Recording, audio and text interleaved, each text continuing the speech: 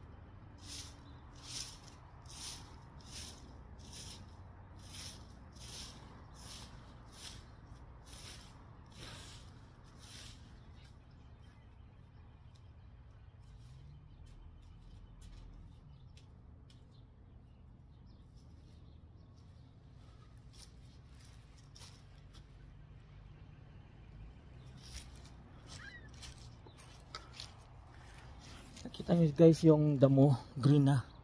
Kasi tapos na yung winter pero may kunti pang lamig. So yan. Tapos ang bilis to guys kumapal yung damo.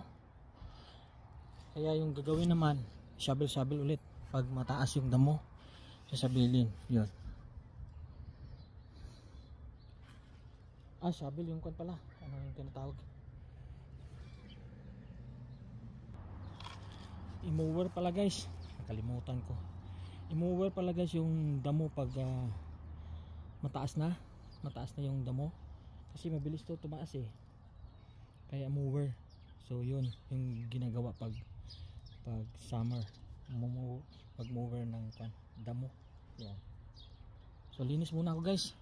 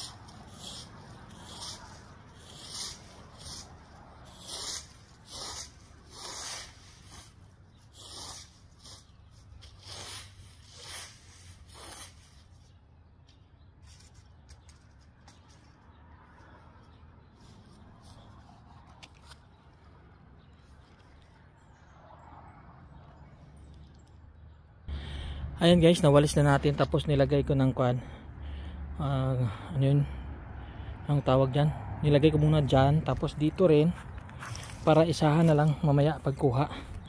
So ayan, at yun pa, so malinis na sa kunti kasi tumutulo na yung kwan guys, yung ulan. So mamaya patuloy ko to, yan konti na lang. Ayan, nilagay ko dyan, tapos dito rin para, at ayan, para madali kunin. So yun, tapos yung nilinis natin ng isang araw na mga bunga-bunga, ayan ulit bunga, ang dami pa rin kasi panay yung laglag ng bunga kapag malakas yung hangin. So yun, so yun guys, thank you for watching.